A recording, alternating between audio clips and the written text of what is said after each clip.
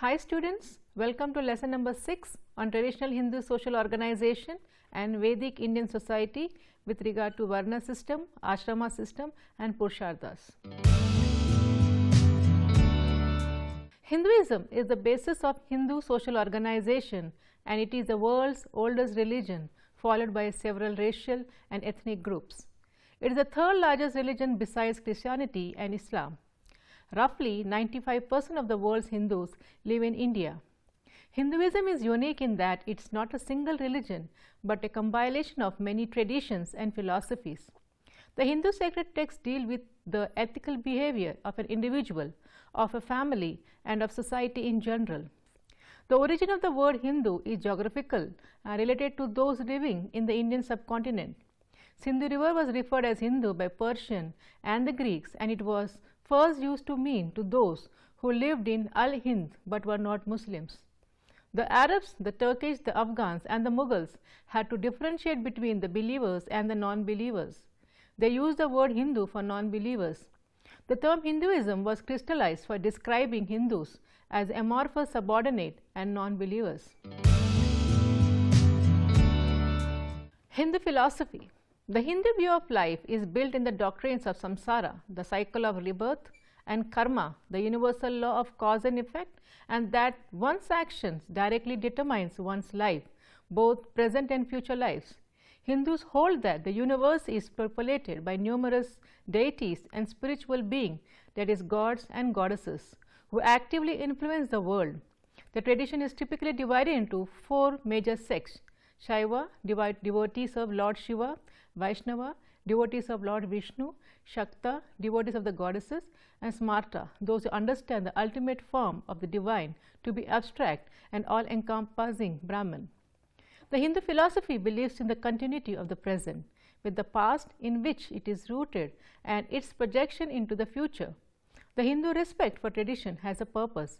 It seeks to achieve homogeneity and harmony in thought. The different phrases merely represents differences in emphasis at different historical periods, that is, truth is dharma in Satyuga, yagna, sacrifice in Treta Yuga, mana, knowledge in Dwapara Yuga, and dana, alms in Kali Yuga. There are the various bases of Hindu social organization. The Hindu people constitute one of the oldest integrated societies of the world, and its culture represents the fundamental ideas and aspirations of our ancient thinkers. It is the outcome of the necessities of social life, but it has evolved in terms of natural evolution. The Hindu social organization is regulated by certain spiritual principles. The Hindu theology believes in certain theological ideas such as Papa, Punya, Dharma, etc. The Hindus believe in several characteristics of Hindu social organization, and it is said that Hinduism believes in equality and egalitarianism. Yogendra Singh is of the view that the normative principles of Hinduism are based on beliefs, ideas and logic of permissiveness, liberalism, being and becoming, creation and destruction, hedonism, utilitarianism and spiritual transcendence. The prominent base of Hindu social structure is theological belief. Traditionally, the Hindus believe in certain theological ideas such as Punarjanma, rebirth, immortality of Atma, soul, Papa, sin, Punya, merit, Karma, deeds, Dharma, morality, and Moksha, salvation. His status, comfort and discomfort depends on the nature of his actions, that is karma. The idea of karma teaches a Hindu that he is born into a particular social group or caste or family on the basis of his action performed in the previous life, Purva Janma. The idea of dharma tells him that if he performs his duties well in this life, he is destined to take birth in higher social group in the next birth. The idea of moksha teaches him that his papa and punya will determine the release of his soul from the necessity of birth and death. Next important base of Hindu social structure is ideal worship. Ideal worship is one of the important features of Hindu religion.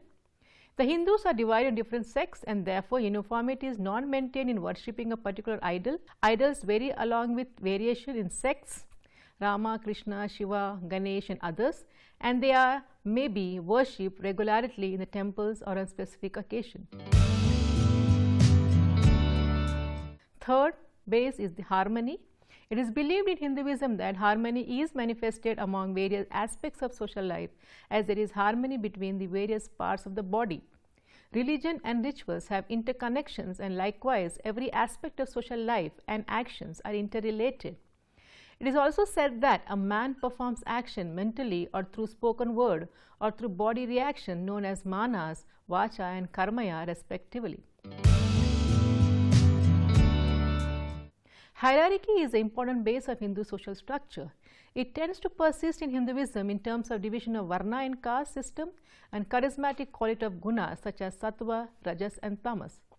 Sattva, the highest and the virtuous of all gunas, refers to brightness and virtue possessed by the Brahmins and sages. The rajas refers to passionate commitment to action, and the kings and kshatriya varna possess this guna. Tamas, the lowest type of guna, which is associated with dullness and impulse, profane inclination, is possessed by the Shudras. Hierarchical arrangements are also noticed in respect to the pursharthas, or the goals of life, such as dharma, referring to moral obligations in the realm of social, religious and cultural sphere. Kama, comprising of pursuit of sex and material goals. Artha, indicating accumulation of wealth, and moksha, the pursuit of salvation from the chain of birth and rebirth. Next base is segregation. Another important characteristics of Hindu religion is segregation of social communities in social relations, worships and religious beliefs. The nature of segregation depends on the status of varna, which were created from the body of Brahma, Brahmins from mouths, Kshatriyas from arms, Vaishyas from thighs and Shudras from feet. But most of the Hindus goes against the segregation and believe that the membership in a particular group or varna is determined by birth and not on merit. The idea of purity and pollution has equally influenced the Hindu social life. These concepts are considered important in matters of commensal relation, in touching on maintaining physical distance, in intercaste marriages and in personal life of the Hindus. Purity and pollution are considered important on occasions like birth, marriage, menstruation, death, offering of prayers, etc. The concept of pollution is related to birth and not to cleanliness, and the concept of purity has got wider implications. It is not only confined to the action of men, but also extends to their level of thinking. Thinking ill of others is also considered impure and sinful. A person has to undergo a purificatory rite according to the seriousness of the violation of rules and purity. Non-violence or ahimsa is a fundamental principle of Hindu social structure which moves around the entire social life of Hindus. The concept of dharma is based on the conception of non-violence, which presupposes that man should not do harm to any living being, whether man or animal or tree. The origin of non-violence in Hinduism may be traced back to the post-12th century AD, only after the emergence of Vaishnavism and Shaivism with their devotional and ritual aspects. It nourished during the 15th and 16th century AD with emergence of sages who not only carry religious beliefs to the people but also replace the ritual-ridden religious beliefs by simple humanistic values, criticizing orthodoxy. These saints include Kabir and Tulsidas in UP, Guru Nanak in Punjab, Sri Chaitanya in Bengal, Mirabai in Rajasthan, and Tukaram and Ramdas in Maharashtra. These saints not only carry religious beliefs to the people in their own languages, but they also change the ritual hidden religious beliefs into simple humanistic values and criticizing the orthodoxy. Male dominance is a prominent aspect found in Hindu social structure and which has always given importance to males in Indian society from the very beginning, has been patriarchal, and the male dominance has been openly accepted by all throughout the ages. This is not to say that women are not respected among the Hindus, but it only indicates that males had dominated the social and religious life of the Hindus throughout the ages. Marriage and family are very old institutions and are universal. Among the Hindus, there are certain rules and regulations which govern the family life and also conditions of married life. In Hindu system, marriage is considered not only an institution necessary by procreating the children, but it is essential for an ideal household. According to P.H. Prabhu, Hindu marriage is sanskara, and as such, the relationship between the marrying parties are of sacramental character and not a contractual nature. because apart from the necessity of begetting a son in order to assist the householder in the discharge of his obligation or the rinas, it has been ordained by the Dharma Sutra that wife is necessary complement as the Grihapatni, that is the lady of the house, for the proper and full execution of his dharma as the Grihapati, that is the lord of the house. Now we will discuss something about the Hindu social structure. The Hindu social organization is regulated by certain spiritual principles. According to Hindu philosophy, the aim of human life is to attain moksha and is only possible when there is proper management of activities and conduct. Hence, we have ashrama system for individuals and varna system for the society. Both these systems functions as an institution which enables individuals to attain pursharthas, that are the aims of human life.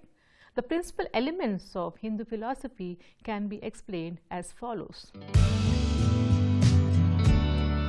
First one, the doctrine of dharma. What is dharma?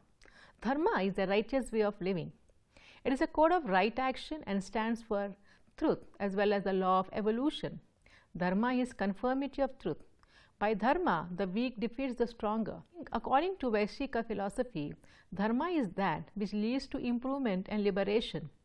Dharma is the code of life for the individual pursuing the fourfold values of life, that is dharma, artha, kama and moksha, according to the category of his situation in the spiritual hierarchy, that is varna, and the stage, ashrama of his life, and follow the specific law of individual life, that is swadharma. Thus the Hindu Dharma Shastras always tells that a Hindu must lead his life according to dharma. Second important characteristic is the doctrine of karma. Karma is a word used for all activity or work. According to Bhagavad Gita, man can attain salvation by performing his prescribed karma. Karma in this context represents duty. There are four major elements in the doctrine of karma. First, very importantly, every human activity entails results which may take any of the following forms: physical, mental or ethical. The nature, character and tendencies of the person is affected by his karmas. The man reaps the harvest of the past life in the form of lust and sanskaras. Second, karma necessitates another life because man cannot reap the reward of his action in one life. Rich or poor, happy or sorrow, intelligent or foolish, etc. are all results of the action of previous births. The doctrine of karma makes indispensable a belief in immortality of the self. To reap the reward of action of this life, the jiva should be reborn just as the karma of this life proved the preceding existence. The doctrine of karma prevents the person from bad action. According to Hindu philosophy, the ultimate aim of human life is to attain moksha, and it comprises a supreme eternal value, and Bhagavad Gita has mentioned three marks to attain moksha: karma, marg, path of duty; jnana, marg, path of knowledge; and bhakti, marg, devotional path. The doctrine of karma has regarded karma as God. It insists on individual responsibility towards good and bad. It holds that every action has its own effect. Man cannot avoid the result of his action. Third important factor is varna system. The word varna evolved from the root vri, meaning choice or varna. The term varna literally means color. Originally, it has been used to refer to the distinction between Arya and Dasa. In the Rig Veda, the word varna is never applied to any of these classes. It is only the Arya Varna or the Aryan people that is differentiated with the Dasa Varna. Professor Ghurye states later on that Rig Veda distinction between Arya and Dasa gave place to distinction between Arya and Shudra. The Vedic society in the early days of its formation had four Varnas, namely Brahmins, Kshatriyas, Vaishyas and Shudras. Brahmins occupied the highest position as gods upon earth. Kshatriyas were next to Brahmin and they had the right to claim the authority of God to rule upon earth as his representatives and enforce laws. Vaishyas came later and Shudras were the last. Just as there were three Vedas, it seems in the beginning there were only three Varnas. The fourth one was probably a later addition formed by dividing the Vaishyas into two groups as agriculture and cattle rearing became an important part of the Vedic economy. The Varna system helped Vedic society to protect and preserve family occupations and job-specific skills and ensure the continuation of family lineages while minimizing conflicts and competitions between them. The aim of Varna system propounded in India was based in the division of labor, similarly to the division of labor propounded by Plato. The theory of division of labor is one of the fundamental organization. It ensures orderly progress of work in society. Each Varna was entrusted with a set of specific duties, which were collectively called the Dharma. In the Varna system, the Brahmins are at the top of the ladder. According to Hindu Dharma Shastra, the Brahmin is the teacher of other Varnas. Brahmanas worship fire, Agni, and engage in priestly duties. They provide education and spiritual leadership. They are out to determine the vision and values of any society. Traditionally, their basic needs were fulfilled so that they could dedicate themselves to their spiritual task. They are expected to live very carefully. The higher position of Brahmin has entitled him many social privileges, such as to study and to teach Vedas, perform sacrifices and religious ceremonies, and teach others how to perform such rituals, accept alms, and also give in charity. Other guidance, especially to Kshatriyas, provide medical care and general advice free of charge. Thus, in the Varna scheme, Brahmin occupies the highest position. He is a guardian of the moral discipline of the remaining Varnas. Kshatriyas. In the Varna organization, the Kshatriya occupy the second place in the hierarchy. They worship gods of royalty such as Brahma, Indra, Prajapati, Vayu, Soma, Mitra, Varuna, and engage in the duties of warriors. Their responsibility is to protect society and citizens from harm, especially women, children, cows, Brahmanas, and the elderly, and ensure that the citizens perform their prescribed duties and advance spiritually, be the first into battle and never to flee the battlefield, be true to their royal world, develop noble qualities such as power, chivalry, and generosity, to have knowledge of arthasastras, deal uncompromisingly with crime and lawlessness, and conquer their own minds and senses, and to enjoy only according to scriptural injunction. The class therefore seems to have included only the chiefs and the nobles. During the early Buddhist period, this ruling class was socially supreme, but during Manu's period, this supremacy shifted to Brahmins. Vaishyas. The Varna Vaishya represent the third ladder of Varna organization. Vaishyas worshipped Vishwadevas, the gods of commonality, and engaged in trade and commerce. They are the productive class. Their duty is to protect animals and the land, create wealth and prosperity, to maintain workers with abundant food, clothes, to trade ethically, and give taxes to the Kshatriyas. The fourth ladder is the Shudras. Shudras occupy the fourth ladder of the Varna organization. The Shudras worship Pusan, the god of the earth, and engaged in obedient service to the other three groups. According to Shatapatha Brahmana, the rite of initiation or the Upanayana belonged to the first three Varna, but never to the Shudra. They were debarred from the Vedic studies. They are the only class who can accept another employment.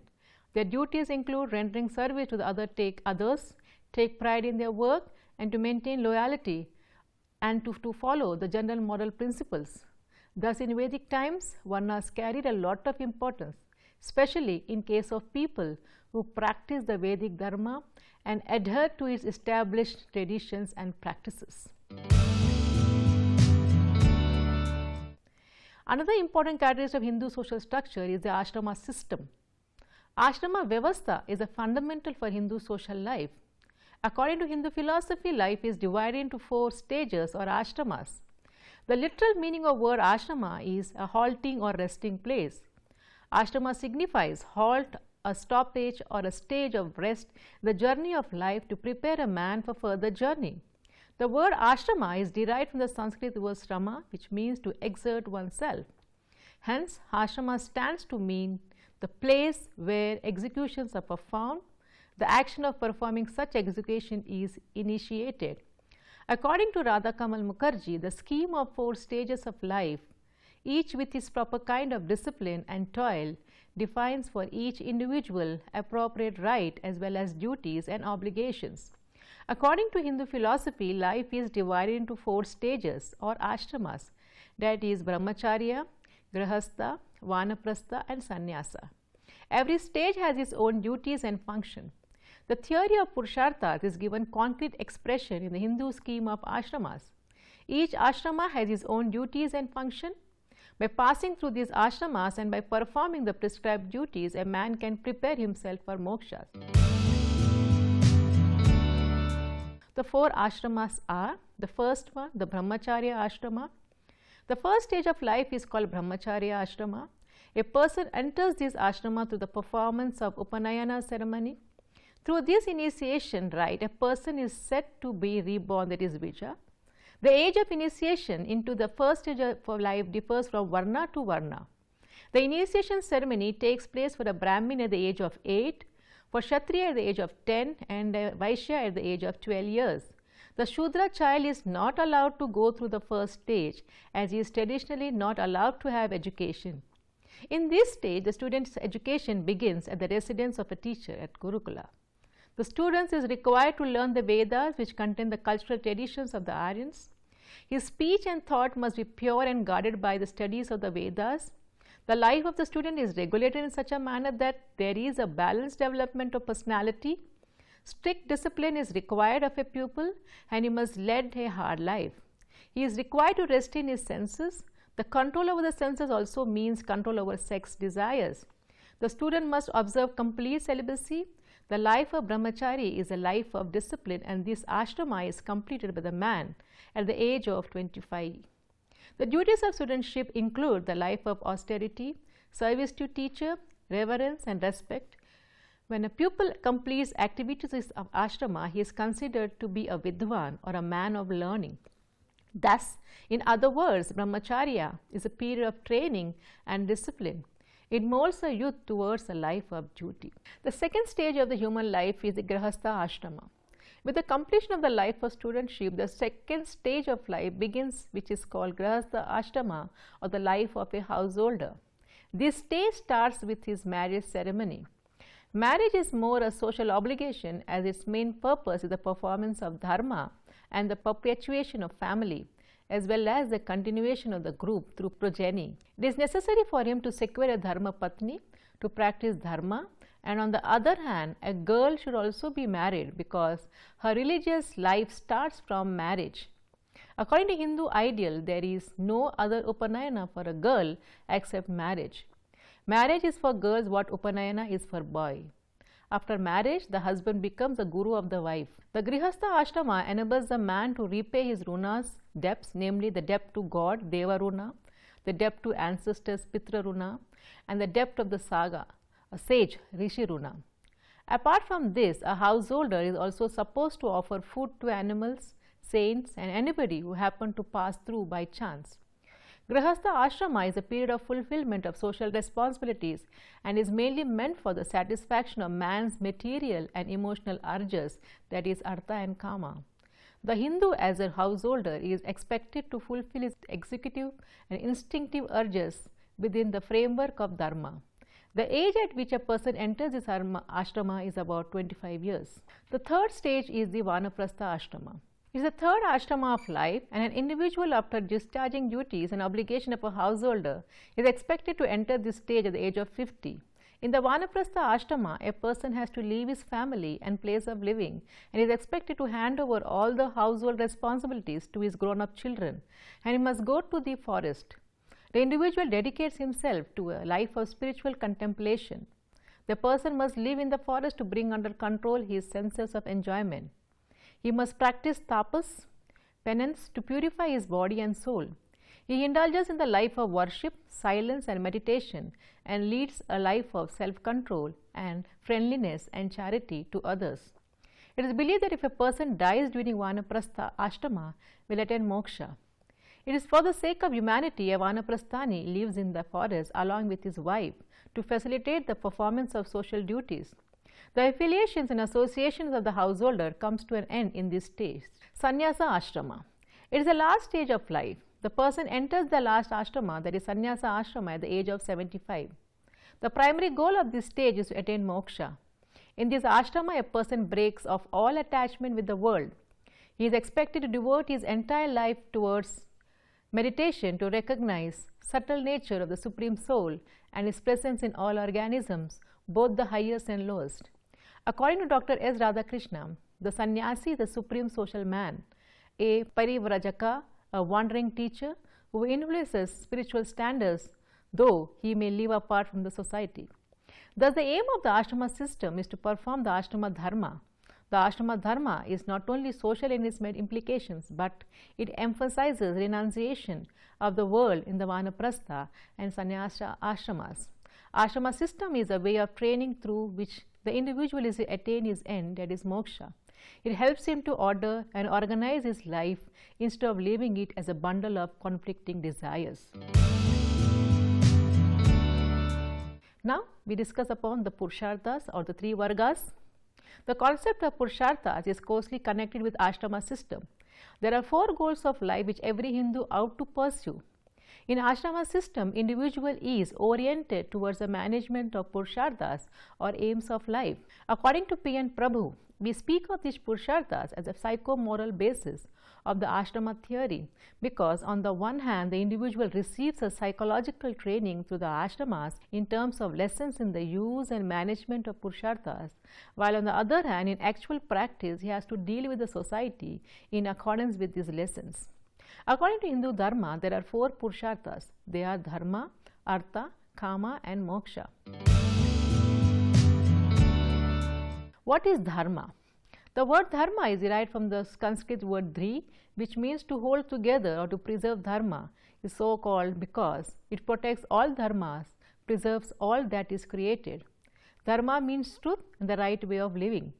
On an individual level, it is a true purpose in life.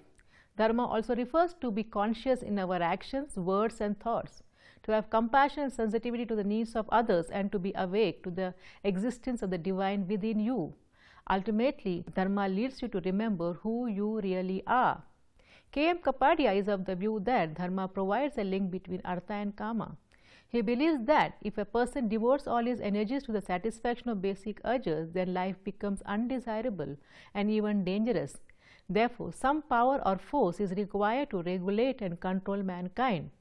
Dharma provides direction to the acquisition and emotional drives in man, and by enjoying life in this manner, dharma brings about harmony between temporal interest and spiritual freedom. It provides a code of conduct through which man has to conduct his day-to-day life. Dharma also brings stability and order, a life that is lawful and harmonious, and the striving to do the right thing, to be virtuous, to be helpful to others, and to interact successfully with society. Dharma is considered the first of the pursharthas because without it, artha and kama can easily become self-destructive. However, artha and kama, when balanced, also serve to support your dharmic path, and eventually your outward dharma leads you to inner moksha. Hence, Hindu view of dharma is that it is a force of power which protects man from all kinds of dangers. Second, that is artha. Artha means economic and material aspects of life. It is a security of having the material comfort human needs to live in the world. It is felt by some that to be spiritual means to be poor. Artha is not about rejecting the world, but being content with the life, things you own. It is to live skillfully in a world of material objects that exist for the benefits of the individuals. According to K.M. Kapadia, artha refers to the acquisitive instincts in man and signifies his acquisition, enjoyment of wealth, and all that it connotes. The old Hindu thinkers allowed the pursuits of wealth as a legitimate action. Artha is one of the basic human dignities, to have enough assets to live on and to take care of the family without accumulating or being greedy. Needs vary from person to person. Artha includes everything in your environment that allows individual to live a fulfilling life, and the means to achieve it. It includes knowledge, friendship, love, career, skills, good health and prosperity. Thus, artha is a pursuit of activities and means necessary for a joyous and pleasurable life. It provides a foundation for dharma and karma. Without prosperity and security in society or at the individual level, both moral life and sensuality become difficult. However, it is important that your worldly success does not violate the moral responsibility of your dharma and your journey towards moksha. Kama. Kama refers to all the desires in man for the enjoyment and satisfaction of the senses, including sex, and the drives to which man is prone to. The desire for pleasure is what drives human behavior. A life without pleasure and enjoyment is hollow and empty. Kama relates to this pleasure, which can be sensuality, but is also art, music, beauty, love, intimacy, affection, fellowship, and kindness. It is what brings a sense of delight to your life. According to K.M. Kapadia, Kama refers to the instinctive and emotional life of man and provides for the satisfaction of sex drives and aesthetic urges. Kama as a satisfaction of the instinctive life is recognized as one of the aims of marriage, along with dharma and procreation. Sex refers to procreation and it is regarded as the lowest aim of marriage. According to old classical Hindu thought, Kama does not mean sex life alone, it means emotional and aesthetic life also. The right kind of pleasure lead you towards your dharma and help you fulfill it with passion. Kama is good and necessary when it exists to support dharma and becomes part of the richness of life. However, excessive kama can lead to overindulgence, addiction, sloth, greed and lust. Kama is prescribed for the development of inner and outer life of man. The good of man consists in the harmonious coordination of the three. Hence, it is clear that the well-being of man depends upon the harmonious blending of these three, that is, dharma, artha and kama. These three combined together are called three varga.